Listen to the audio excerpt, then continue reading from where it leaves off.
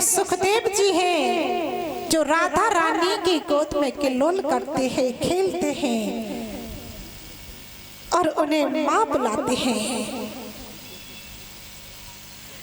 तो एक दिन क्या हुआ कि राधा रानी ने सुखदेव जी से कहा कि पुत्र आप मृत्युलोक में जाओ, क्योंकि जो वहां पर जो फालतू के कार्यों में फंसे हुए जो लोग हैं उनका कुछ तो कल्याण होगा। आप जाइए, आप नहीं जाओगे तब तक कुछ नहीं होगा।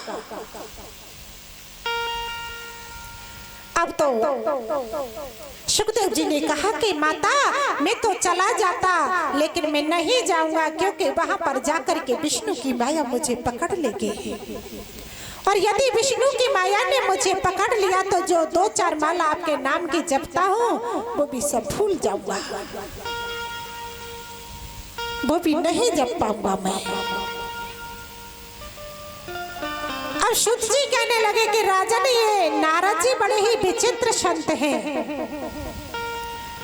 नारद जी कार्य वही करते हैं जो उसमें सबका हित होता है। एक दिन क्या हुआ कि नारद जी ने सोचा कि मैं ब्रह्मा जी उनकी पत्नी में झगड़ा कराई चुका हूँ, विष्णु में और लक्ष्मी जी में झगड़ा कराई चुका हूँ, अब तो बच्चे हैं भोलेनाथ, उनके पास जाना चाहिए। अब वहां से नारद जी सीधे कैलाश पर्वत पर चल दिए हैं। कैलाश पर्वत पर पहुंचे हैं। वहां पर जैसे ही पार्वती जी ने नारद जी को देखा और कहा कि देवर्षि नारद आप आए हो, अरे आइए विराजिए बैठिए। तो नारद जी ने कहा कि माता कैसे बैठे कैसे आए। पार्वती जी ने कहा कि नारद जी अब तो आपको काफी समय से देखा नहीं है, कहाँ भ्रमण करते रहते हो। नारद जी कहने लगे माता अब तो हर जगह जाना आना सब बंद कर रखा है, क्योंकि कोई सत्य नहीं बोलता है, सब झूठ बोलते हैं। कहीं जाओ वहीं अपमान मिलता है। अब तो कोई न बैठने के लिए बोलता है न जलपान के लिए पूछता है, अब कहाँ जाए। कोई कैसा भी व्यक्ति यदि आपके घर में आता है तो उससे बिठाइए, प्रेम से बातें कीजिए।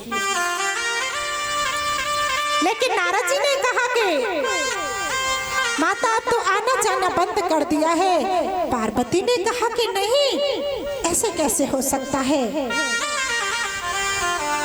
प्रेम तो कहीं भी खत्म नहीं हुआ है। देखो हम दोनों को ही देख लो, भोलेनाथ मुझे कितना प्रेम करते हैं। नारद जी बोले माता रहने दो, कहीं प्रेम नहीं करते। अब माता ने कहा कि यही सत्य है, वो मुझसे बहुत प्रेम करते हैं। नारद जी बोले अच्छा माता आपसे प्रेम करते हैं तो आपसे कोई बात नहीं छुपाते होंगे। पार्वती ने कहा कि नहीं। पार्वती ने कहा कि देखो जो गुरु हमें भजन देते हैं, हमें जो भी मंत्र बताते हैं वो अपनी पत्नी को भी नहीं बताना चाहिए। और वो मंत्र उन्होंने सबसे पहले आकर के मुझे बताया। और भजन करने ध्यान में बैठते हैं, जिस दिन किसी के दर्शन होते हैं तो मुझे सबसे पहले बताते हैं कि आज मैंने राम जी के दर्शन किए हैं। सबसे पहले आकर के मुझे बताते हैं। नारद जी ने कहा कि रहने दो माता, सब बनावटी प्रेम है, कहाँ है प्रेम, सब बनावटी प्रेम रह गया है। तो गोस्वामी तुलसीदास ने लिखा है सोरे नर मोने सब किया रीति, स्वार्थ सब प्रीति। सिया राम जय जय राम, राम सिया राम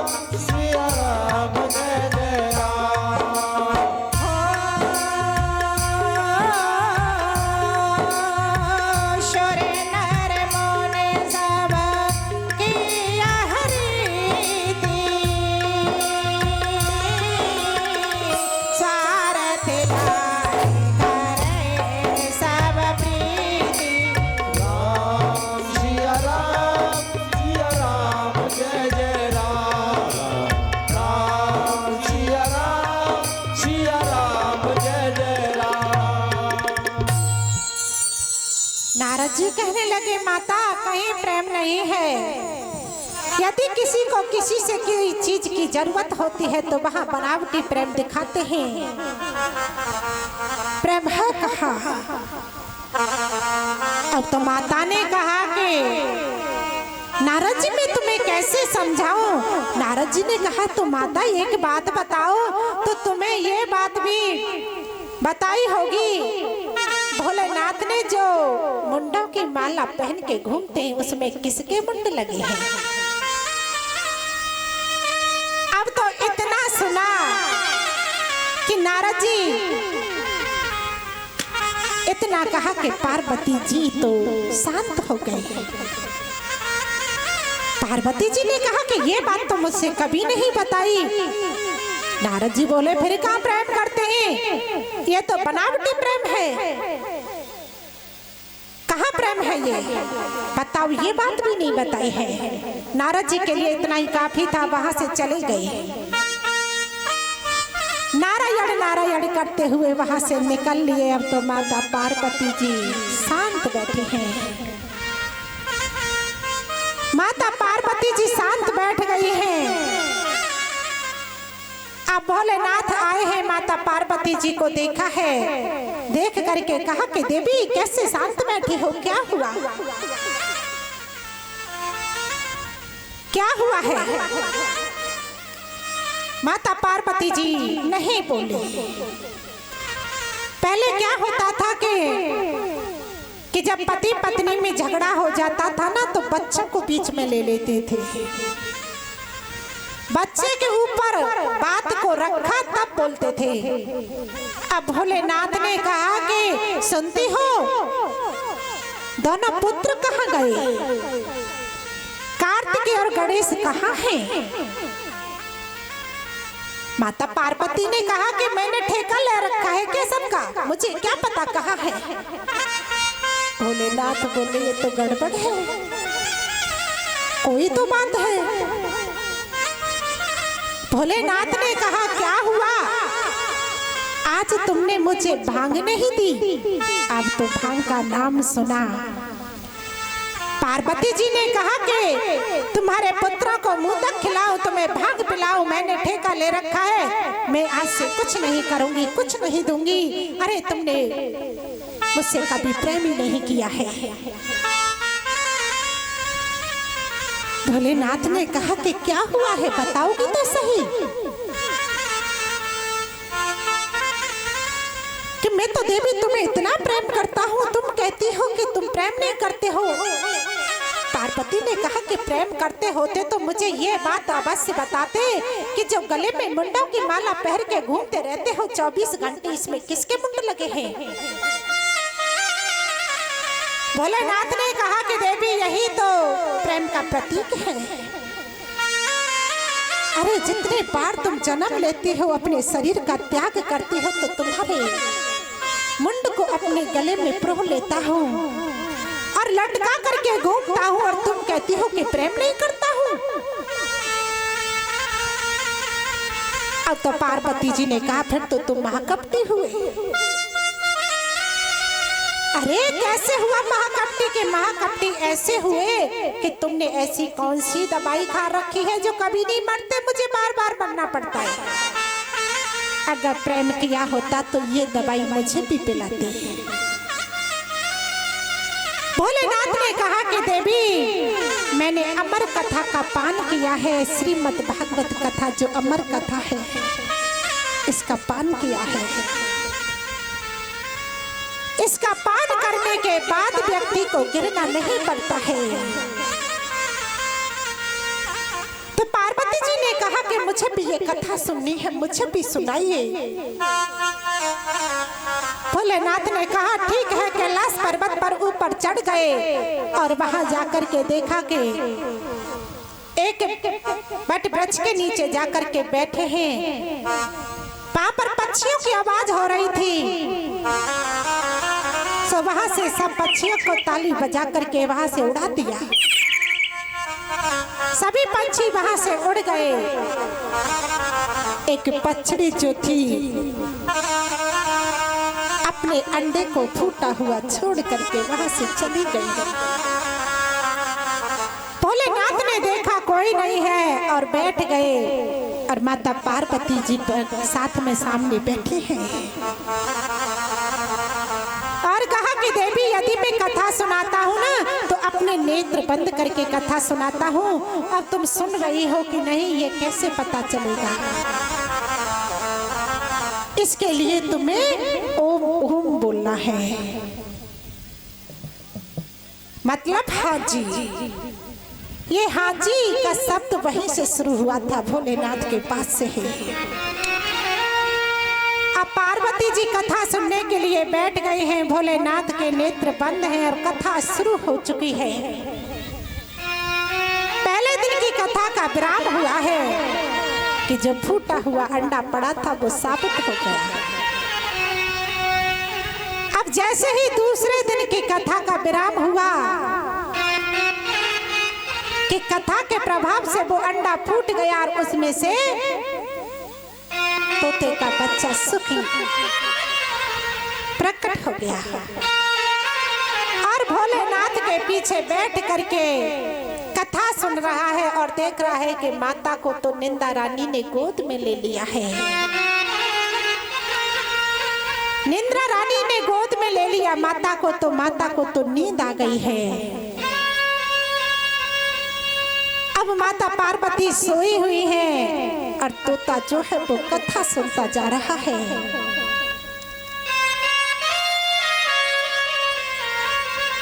और ओम ओम करता जाता है। भोलेनाथ को पता ही नहीं चल रहा है कि कथा कौन सुन रहा है। लेकिन सूत जी कहते हैं कि कथा सुन रहे हैं वो, उन्होंने कोई अपराध नहीं किया, लेकिन वो पीछे से कथा सुन रहे हैं, ओम ओम कहते जा रहे हैं। पार्वती कहे शिव शंकर से सुनो पिया चितिलाए, ध्यान मगन है गई उमा तुम देओ कथा सुनाए, उमा के सोता हो करा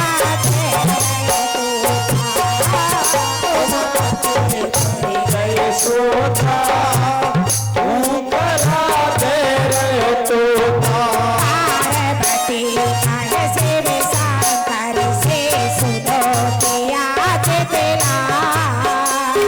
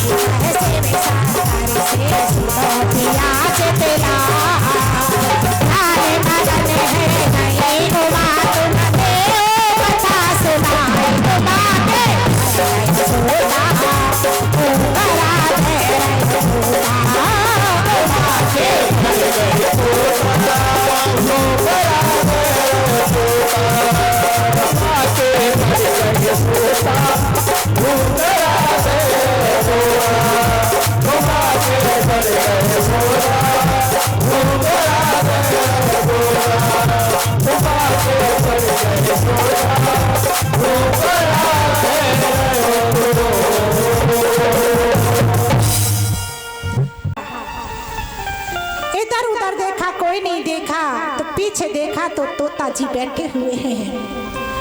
भोलेनाथ ने त्रिशूल उठा लिया, अपनी आंखों को लाल लाल कर लिया है। तोता आगे आगे दौड़ रहा है, भोलेनाथ पीछे दौड़ रहे हैं कि आज कुछ भी हो जाए मैं इसे मार के रहूंगा, इसने चोरी की है। कथा कभी पीछे बैठ कर के नहीं सुननी चाहिए, ये अपराध होता है। ये सामने से सुनता तो कोई बात नहीं थी, लेकिन इसने अमर कथा की चोरी की है। अब तो तोता वहां से उड़ता हुआ व्यास जी के महल में पहुंचा और उनकी पत्नी जो थी वो कह रहने लगी एक दिन के, देखो इतने दिन हो गए हमें कोई पुत्र नहीं हुआ है। उन्होंने कहा कि चिंता मत करो देवी, कोई भगवान की इच्छा होगी तो हमें पुत्र भी हो जाएगा। इतना कह रही थी कि उन्हें जोर से उबासी आई और तोता मुख में होकर के पेट में गर्भ में चला गया। अब तो वहां से भोलेनाथ आए, दरवाजे पर खड़े हैं। व्यास जी ने देखा और देख करके हाथ जोड़ करके खड़े हो गए। अरे प्रभु पहली बार भी दर्शन दिए तो इस प्रकार, आप पहली बार आए हो दर्शन देने के लिए और वो भी इतने विकराल रूप में, इतने क्रोध में हो, त्रिशूल हाथ में है, आंख लाल पड़ी हुई है। प्रभु क्या गलती हो गई। भोलेनाथ ने कहा कि यहाँ पर एक चोर आया है, चोरी करके अंदर घुसा है। व्यास जी ने कहा चोरी करके, वो भी आपके यहाँ से? क्या है आपके यहाँ पर भोलेनाथ? क्या भाग चुरा के आ गया है क्या वो चोर? अरे वो चोर क्या लेके आएगा तुम्हारे घर से? और यदि उसने चोरी भी की है तो आप तो भगवान हो, उसके पीछे दौड़ रहे हो। भोलेनाथ ने कहा कि उसने मेरी अमर कथा को सुना है, चोरी से उसने चोरी की है, आज मैं उसे नहीं छोड़ूंगा। व्यास जी बोले तभी आपसे भोले भंडारी कहते हैं। सही नाम रखा है कि आप ये बताइए, जब उसने अमर कथा सुन ली तो वो अमर नहीं हो गया, तो उसे आप कैसे मार सकते हो? वो तो अमर हो गया। और आप तो त्रिकालदर्शी है, त्रिकाल हो, आप उसे मार भी देते हो तो क्या आपकी अमर कथा झूठी नहीं हो जाएगी? भोलेनाथ आप सोचते नहीं हो, बड़े ही भोले भंडारी हो। भोलेनाथ वहां से चले गए। भोलेनाथ वहां से जाते हैं, बहुत समय बीत गया है, कई साल बीत गए। कई साल बीत गए तो अब तो एक दिन व्यास जी से उनकी पत्नी ने कहा कि सुनते हो जी, मेरे गर्भ से वेद मंत्र का उच्चारण होता है। व्यास जी ने कहा कि वेद मंत्रों का उच्चारण होता है तो कोई ज्ञानी महापुरुष होगा तुम्हारे गर्भ में। लेकिन वो तो सब ठीक है, लेकिन ये बाहर आने का नाम क्यों नहीं लेता है? इतने दिन हो गए। तो व्यास जी ने हाथ जोड़ करके कहा कि पुत्र, आपकी मातश्री को बड़ी ही तकलीफ होती है, बड़ा ही कष्ट होता है, आप बाहर आइए ना। तो वहां से आवाज आई कि पिताजी हम बाहर तो आ जाए, लेकिन बाहर आते ही विष्णु की माया हमें पकड़ लेगी, और विष्णु की माया ने यदि हमें पकड़ लिया तो हम भगवान को भूल जाएंगे, भजन नहीं कर पाएंगे। सो हमें तो बाहर नहीं आना है। अब तो व्यास जी ने कहा कि आप आओ तो सही पुत्र, मैं तुम्हें वचन देता हूँ विष्णु की माया नहीं पकड़ेगी। सुखदेव जी ने कहा कि नहीं, स्वयं विष्णु आकर के कहेंगे कि उनकी माया मुझे नहीं सताएगी तो ही मैं आऊंगा, नहीं तो मैं नहीं आ सकता। अब तो विष्णु जी को आना पड़ा और विष्णु जी आए और कहा कि पुत्र बाहर आइए, मेरी माया तुम्हें नहीं सताएगी, बाहर आओ पुत्र। अब बाहर प्रकट हो गए सुखदेव जी। बोले सुखदेव जी महाराज की। सुखदेव जी प्रकट हो गए। प्रकट होते ही सीधे वन की ओर चल दिए। वन की ओर जाने लगे। इधर मातश्री जो माता थी वो रोने लगी और पीछे पीछे दौड़ने लगी। पुत्र, तुम जन्म लेते ही मुझे छोड़ करके जा रहे हो, कहाँ जाते हो?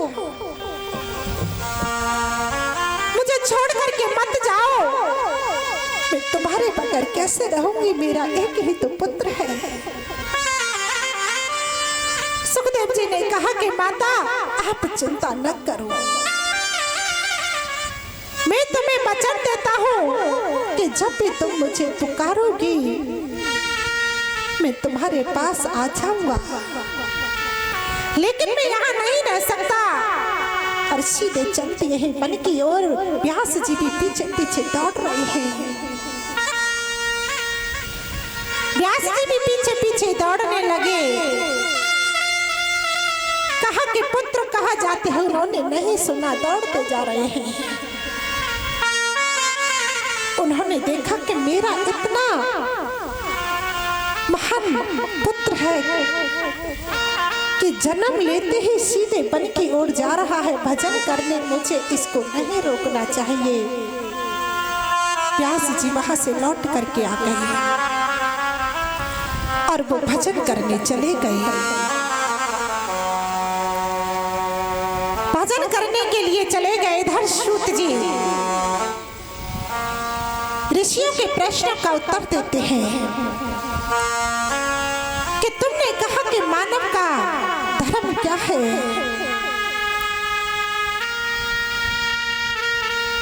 मानव के लिए परम धर्म क्या है। सूत जी उत्तर देते हैं कि मनुष्य के लिए सर्वोत्तम धर्म है श्री कृष्ण के चरणों में प्रीति हो जाना। लेकिन कन्हैया के चरणों में प्रेम हो, वो निष्काम होना चाहिए, कोई कामना नहीं होनी चाहिए। मन में यदि किसी कामना से तुम भजन करते हो, पूजा करते हो, तो वो तुम्हारी पूजा नहीं मानी जाती है। कोई भी कामना मन में मत रखो। और मंदिर में पूजा करने जाते हैं तो कहते हैं कि श्रेष्ठ देवी देवता कौन है। सूत जी बड़ी सुंदर बात कहते हैं कि मैं निंदा कभी किसी की नहीं करता हूँ, मैं किसी की बुराई नहीं करना चाहता हूँ, लेकिन मैंने जो जाना है मैं तुम्हें वो अवश्य बताऊंगा। जैसे वृक्ष होता है तो उसकी जड़ है एक, और वृक्ष पे अनेकों डालियां हैं, पत्तियां हैं, फूल आते हैं, करोड़ों फूल आते हैं, लाखों पत्तियां हैं, लेकिन जड़ तो एक ही है। इसी प्रकार देवी देवता जितने भी हैं तो उनके मूल तो एक ही है, वो है श्री कृष्ण। तो हम पत्तों पर फूलों पर क्यों डोले, हमें तो जड़ को पकड़ना चाहिए। उस जड़ को पकड़ करके रखो। लेकिन तीसरा प्रश्न आपने कहा कि भगवान का नाम अजन्मा है तो प्रभु ने जन्म कैसे लिया। सूत जी कहते हैं प्रभु का जन्म नहीं होता, प्रभु का तो अवतार होता है।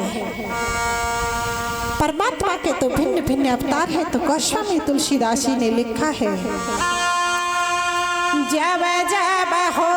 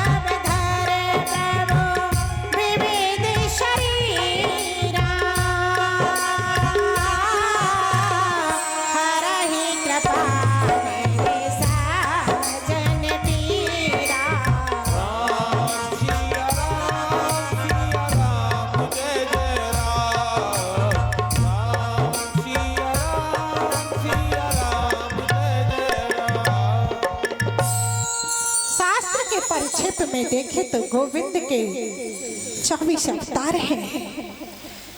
भगवान दूसरा है 12 अवतार, तीसरा है संत नारद नर और नारायण चौथा। भगवान श्री कपिल देव जी, दत्तात्रेय जी, यज्ञ भगवान श्री ऋषभ देव जी, पृथु जी, मत्स्य अवतार, कश्यप अवतार, धर्मांतरी अवतार, मोहिनी अवतार, श्री नरसिंह भगवान का अवतार। वामन भगवान अवतार श्री परशुराम जी, महर्षि वेद व्यास आदरणीय प्रभु श्री राम जी, श्री बलराम जी शेष अवतार, मेरे कन्हैया का अवतार हरि अवतार, हंस अवतार, बुद्ध अवतार, और ये कलिक अवतार जो कलियुग में मेरे प्रभु अभी अवतार लेंगे वो है कली अवतार, कलिक अवतार है। भगवान के जितने अवतार हैं उनमें प्रत्यक्ष परिपूर्ण तो अवतार तो श्री कृष्ण अवतार है, श्री राम अवतार है। राम और कृष्ण दोनों अवतारों में क्या है सज्जनों, राम और कृष्ण दोनों एक ही है, एक ही तत्व है। राम कृष्ण दो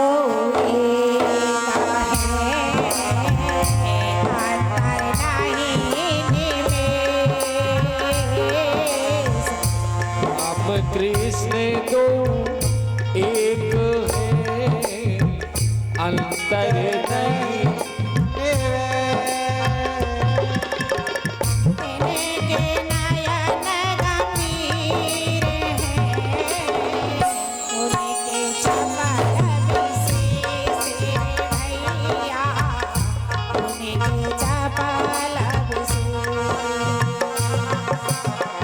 राम कृष्ण दो एक है, अंतर नहीं निभे। एक के नैन गंभीर है, एक के चपल विशेष वो तुलसी, एक के चपल विशेष।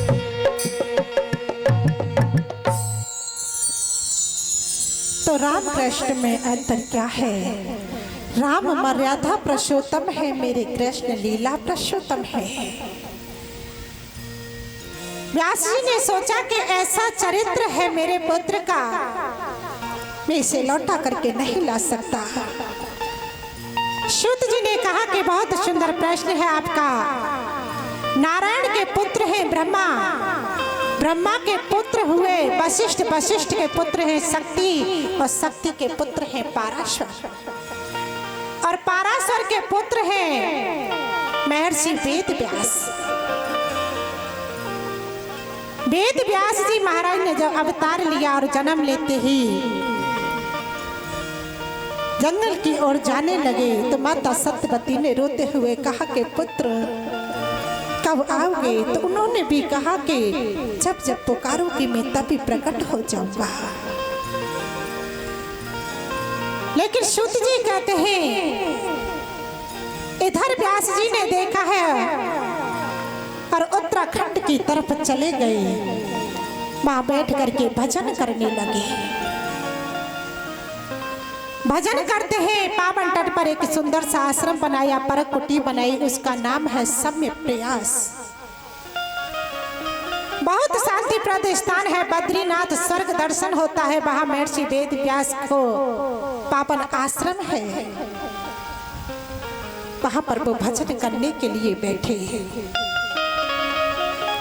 और व्यास जी भजन करने के लिए बैठे तो उनके ध्यान में पूरी दुनिया घूमने लगी है, उनके ध्यान में पूरी दुनिया घूमती है, और वो देखते हैं कि सभी खाने पीने हंसने बैठने में अपना समय व्यतीत कर रहे हैं, ऐसे ही अपनी जिंदगी को बर्बाद कर रहे हैं। व्यास जी ने सूक्ष्म रूप से दुनिया में देखा और देख करके बड़े दुखी हुए। तो उन्होंने सोचा क्या करूं? एक वेद के व्यास ने 3 भाग और किए तो 4 वेद हो गए। श्रृंग वेद, अजुर्वेद, सामवेद और अर्थर्व वेद, ये 4 वेद हो गए। लेकिन वेदों की परिभाषा इतनी कठिन है, बहुत ही कठिन है। व्यास जी बोले क्या करूं मैं, दुनिया के लोगों के पास इतना समय नहीं है, ये कुछ नहीं कर पाते हैं, और इतने ग्रंथों की मैंने रचना की है, फिर भी मेरे मन में संतोष नहीं है, मैं क्या करूं? बड़े दुखी हैं। तभी वहां पर नारद जी पहुंच गए। नारद जी आ गए। नारद जी ने कहा कि आप इतने परेशान क्यों हो, दुखी क्यों होते हो? अरे तुम नहीं कुछ सोच पा रहे हो, कुछ नहीं कर पा रहे हो, तो तुम संतों के चरणों का आश्रय ले लो। संतों के चरणों का आश्रय ले लो। लेकिन मैं तुम्हें सत्य बताता हूँ कि संत ऐसे वैसे नहीं होते हैं। संत कृपा भगवत कृपा से ऊंची है, क्योंकि संत की जब कृपा हो जाती है तो भगवान भी पीछे पीछे डोलते हैं। गुरु गोविंद दोनों खड़े आके लागो पाए। गुरु गोविंद दोनों खड़े आके लागो पाए। बलिहारी गुरु आपकी गोविंद दिए बताए कबीरा, गोविंद दिए बताए। गोविंद दोनों खड़े आके लागो पाए। बलिहारी गुरु आपकी गोविंद दियो बताए कबीरा, गोविंद दियो बताए। गोविंद से मिलाने की सामर्थ्य गुरुदेव में है। अपने गुरु पर विश्वास रखो। गुरु भी सोच समझ करके बनाओगे, एक दिन वो गोविंद से मिला दे। अगर तुम्हें कोई भी गुरु नहीं मिलता है तो हनुमान जी को अपना गुरु मान लीजिए, वो एक न एक दिन राम जी से मिला ही देंगे। मन में विश्वास रखो। नारद जी कहने लगे कि संत की कृपा भगवत कृपा से ऊंची है, बहुत बड़ी कृपा होती है। लेकिन एक बार क्या हुआ कि मेरी माँ जो थी पूर्व जन्म में, नारद जी अपने पूर्व जन्म की कथा सुनाते हैं व्यास जी को कि पूर्व जन्म में मैं एक दासी पुत्र था। मेरी माँ दासी थी कि मेरा जन्म लेते ही मेरे पिता चले गए इस दुनिया से। तो मेरी माँ बड़ी दुखी रहती थी, रोती थी। वो सोचती मेरा एक पुत्र है, मैं क्या करूं, कहाँ लेकर के जाऊं, क्या खिलाऊं, क्या पिलाऊं। लेकिन वो मेरी माँ ने देखा कि कुछ संत आए हैं, सभी गृहस्थी संत थे, उनकी पत्नियां उनके साथ में थी। और मेरी माँ उनके पास में गई, उनकी पत्नियों से कहा कि आप मुझे कुछ काम दे दो, मुझे गाय दुहना आता है, मैं गाय दुहा दूंगी, क्योंकि कुछ नहीं तो मुझे दोनों समय प्रसाद मिल जाएगा, यही मेरे लिए काफी है। अब उन्होंने कहा कि ठीक है, तो मेरी माँ गाय दुहने जाती, संतों का वहां पर सत्संग होता तो मुझे वहां पर लेकर के जाती साथ में। जब मैं साथ में जाता, सत्संग सुनता, सत्संग सुनते सुनते तो वो सब मुझसे इतना प्रेम करने लगे। सभी संत मेरे सिर पर हाथ फिराया और मेरा नाम उन्होंने रामदास रख दिया। रामदास नाम रख दिया मेरा। वो खाते तो मुझे खिलाते, तो पानी पीते तो मुझे पानी पिलाते, बहुत प्रेम करते मुझे और कहते रहते पूरे दिन, पुत्र रामदास कहाँ हो तुम, पुत्र रामदास। तो एक दिन क्या हुआ कि वो संत जो थे वो वहां से कहने लगे कि हम यहाँ से जाएंगे, अब हमारा समय हो गया जाने का, इतने दिन के लिए आए थे। इतना इतना सुना कि जैसे ही मैंने सुना कि संत जाना चाहते हैं तो मैं बहुत जोर से रोना शुरू कर दिया। मैं रोता रहता और मैं उन संतों के पास में गया और उन संतों के पास में जाकर के रोने लगा।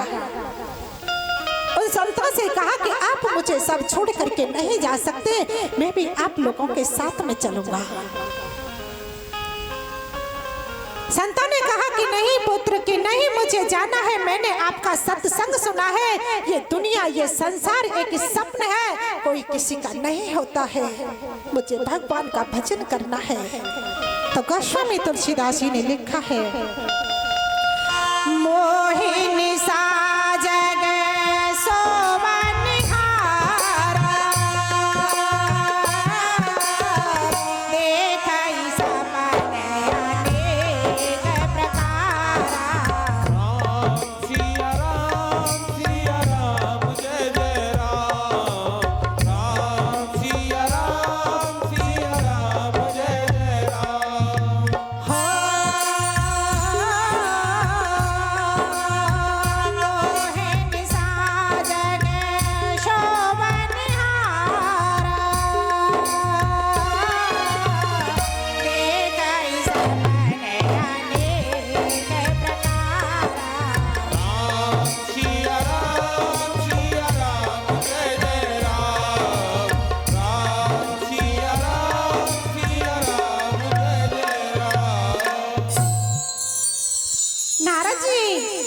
बताते हैं कि मैं रोने लगा उन संतों के पास में जाकर के और कहा कि ये संसार एक सपना है, मुझे यहाँ नहीं रहना है। तो उन संतों ने कहा कि ठीक है, चलना हमारे साथ में। इधर मेरी माँ को जब पता चला कि मेरा एक ही पुत्र है, वो भी इन संतों के पास साथ में जाना चाहता है, मेरी माँ रोने लगी और रात्रि में उन संतों के पास में पहुंच गई और माँ कहने लगी कि मेरे पुत्र को लेकर के आप मत जाना, मेरा एक ही पुत्र है, मैं इसके बगैर नहीं रह सकती हूँ। अरे दुनिया में मेरा और कोई सहारा नहीं है, ये भी चला जाएगा तो मैं कहाँ जाऊंगी, क्या करूंगी। अब मुझे मेरे पुत्र को वापस मुझे दे दो, मुझे मेरा पुत्र चाहिए, उसे लेकर के मत जाना। संतों ने माँ की बातें सुनी तो कहा कि ठीक है, हम तुम्हारे पुत्र को लेकर के नहीं जाएंगे। तो जैसे ही संत चलने लगे तो रामदास ने आकर के कहा कि आप जा रहे हो, मुझे बताया भी नहीं, मैं भी चलूंगा साथ में। संतों ने कहा कि पुत्र, तुमने सत्संग सुना कि हाँ, तो सत्संग सुना है तुमने, तो इसका निष्कर्ष क्या निकला था, सुना तुमने कि हाँ, कि मात देवभव पिता देवभव आचार्य देवो भवः। सबसे पहले तुम्हारी माँ आती है, पहले अपनी माँ को पूजो, फिर अपने पिता को पूजो, और गुरु तो तीसरी नंबर पर आते हैं। जब तक माँ है, माँ बाप है, उनकी पूजा करो, उनकी सेवा करो, उनसे बड़ा और कोई गुरु नहीं हो सकता है। और तुम्हारे पिता तो है ही नहीं, एक माँ है, ये वृद्धा माँ कहाँ जाएगी, किसके पास जाएगी। अपनी माँ के पास में रहो। संतों ने समझाया, लेकिन रामदास रोता है कि मुझे छोड़ करके जा रहे हो। अरे मुझे तो भजन करना है, मुझे माँ के पास में नहीं रहना है। जो भक्ति करता है उसे फिर दुनिया में कुछ अच्छा नहीं लगता है। संत वहां से चले गए। अब एक दिन क्या हुआ कि माँ गाय दुहने के लिए गई और रामदास ने सोचा कि इससे तो अच्छा होता कि मेरी माँ मर जाती, तो मुझे भजन करने से तो नहीं रोक पाती। अरे मुझे भजन भी नहीं करने दिया, इस माँ की खातिर मुझे रुकना पड़ा, मुझे इस संसार में फंसना पड़ेगा, मेरी माँ मर जाए। इतना सोचा कि मेरी माँ गाय दुहने गई, घास में सांप बैठा था, सांप ने मेरी माँ को डस लिया, मेरी माँ की मृत्यु हो गई। माँ की मृत्यु हो गई तो माँ की मृत्यु को देख करके मैं बड़ी जोर से रोने लगा। तो मेरी आंखों से दो प्रकार के आंसू निकले हैं, दो प्रकार के आंसू निकले मेरी दोनों आंखों से, एक आंख से गर्म आंसू और एक आंख से ठंडे आंसू। व्यास जी बोले कि ऐसे क्यों?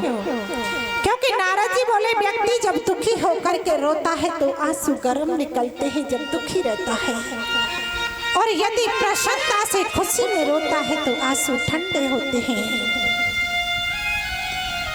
मैं खुश भी था और दुखी भी था कि मेरी माँ मर गई, मुझे अपने हाथ से अपने गोद में बिठा करके भोजन कराती थी। आज वो माँ मुझे छोड़ करके चली गई और मैं प्रसन्न था कि अब मुझे कोई रोकने वाला नहीं है, अब मैं खूब भोजन करूंगा। इसलिए दो प्रकार के आंसू निकले। फिर वहां से मैं चला गया बद्रीनाथ धाम में, पर्वत की एक गुफा में जाकर के मैंने नाचना शुरू कर दिया, भजन करना शुरू कर दिया। तो आइए हम भी करते हैं 2 मिनट। श्री कृष्ण गोविंद हरे मुरारी, नाथ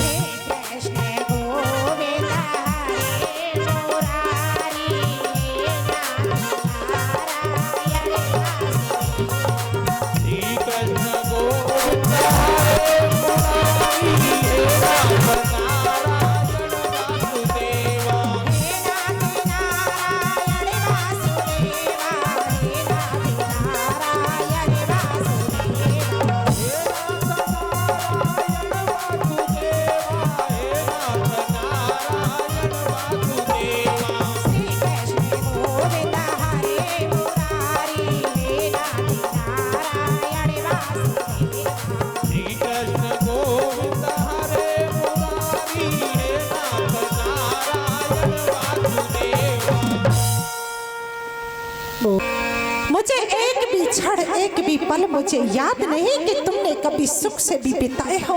आज तक तुमने दुख के सिवा क्या पाया है? दुख के सिवा कुछ नहीं पाया। तुम्हें मांगना होगा, मांगो। क्या मांगना चाहती हो? मैं तुम्हें वही दूंगा। लेकिन कुंती ने कुछ नहीं कहा और अपनी झोली को सामने फैला दिया और कहा कि पुत्र, मैंने झोली फैला दी कन्हैया, अब खजाना तू प्यार का लौटा दे। मैंने झोली फैला दी कन्हैया, अब खजाना तू प्यार का लुटा। मैंने झोली फैला दी कन्हैया, अब खजाना तू प्यार का लौटा दे।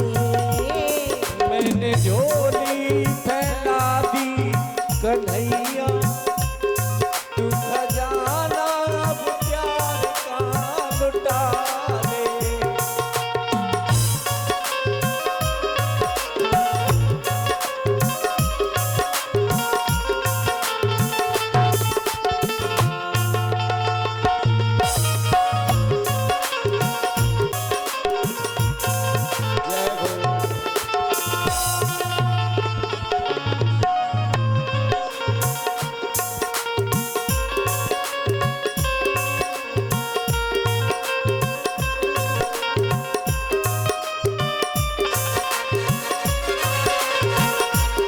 आया बन करके प्रेम पुजारी,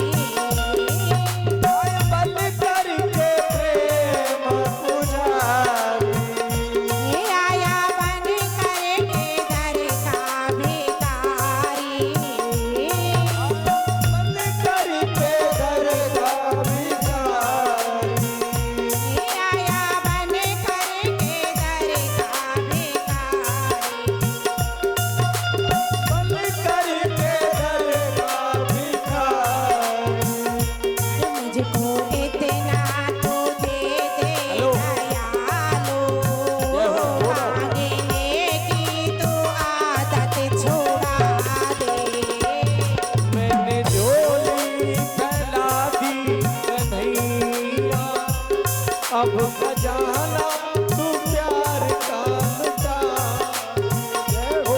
मैंने झोली फैला दी कन्हैया, अब खजाना तू प्यार का लौटा दे। मैंने झोली फैला दी कन्हैया, अब खजाना तू प्यार का लुटा दे।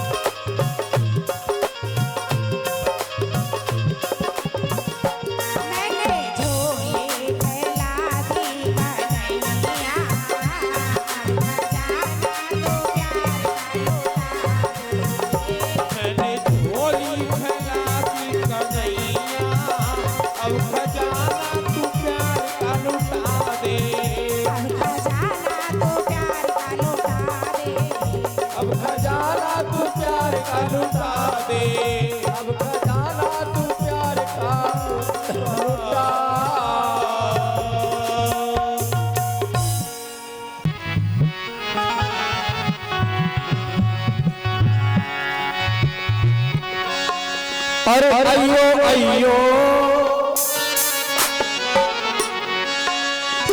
ओ अयो अयो अयो अयो यशोदा के नंद नंदलाल ये गिरधर मेरी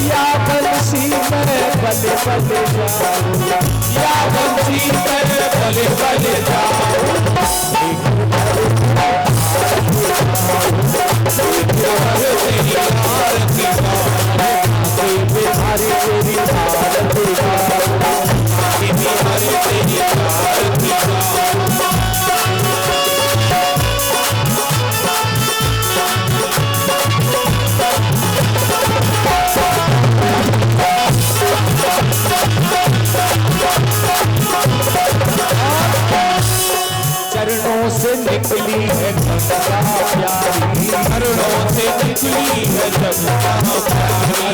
पावन करती है दुनिया सारी चरणों में शीश झुकाओ चरणों में शीश झुकाओ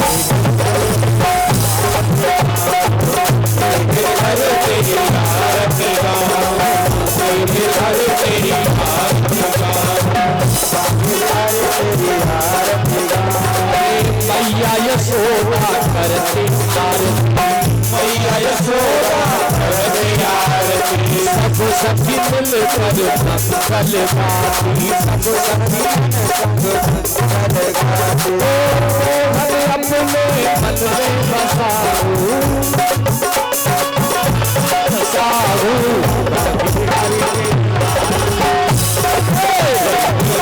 तेरी आरती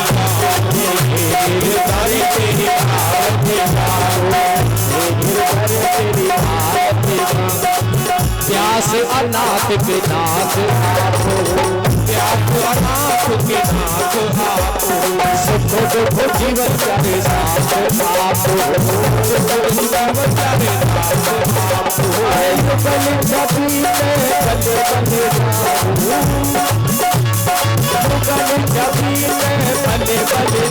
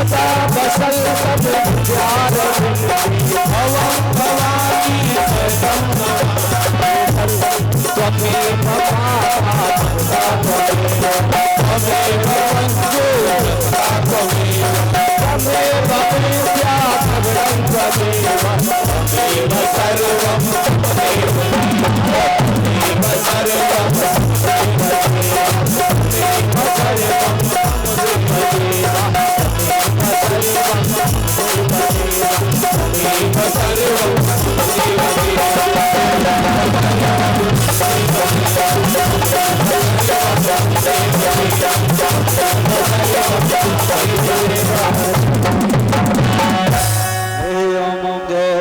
शान्तिरन्तरिक्षं शान्तिः पृथिवी शान्तिरापः शान्तिरोगतयः शान्तिः वनस्पतयः शान्ति विश्वे देवाः शान्तिर्ब्रह्म शान्तिः श्रमो शान्तिः शान्तिरेव शान्तिः सामा शान्तिरेधि यतो यतः समीहसे ततो नो अभयं गुरु सन्नः उरुप्रजाभ्यो भयन्नः पशुभ्यः सुशान्तिर्भवतु सर्वारिषु शान्तिर्भवतु ॐ हस्तो पुष्पकृत्वा अथ मन्त्रपुष्पाञ्जलिः ॐ यज्ञेन यज्ञमय जन्त देवास्तानि धर्माणि प्रथमान्य सन्नातेहनाकं महिमानः सचन्द्रयत पूर्वे साध्या सन्ति देवा हरि ओम् राजाधिराजाय प्रसय्यसाहिने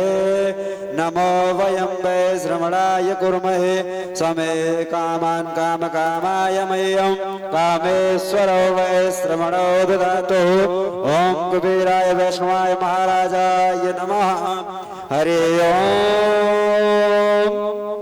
एकदन्ताय विद्महे वक्रतुण्डाय धीमहि तन्नो दन्तिः प्रचोदयात् हरि ओम् कात्यायनै च विद्महे कन्याकुमारै च धीमहि तन्नो देवी प्रचोदयात् हरि ओम् नारायणाय विद्महे वासुदेवाय धीमहि तन्नो श्रीविष्णु प्रचोदयात् हरि ओम् महालक्ष्मी च विद्महे विष्णुपत्नी च धीमहि तन्नो लक्ष्मी प्रचोदयात् हरि ओम् दशरथाय विद्महे जानकीनाथाय धीमहि तन्नो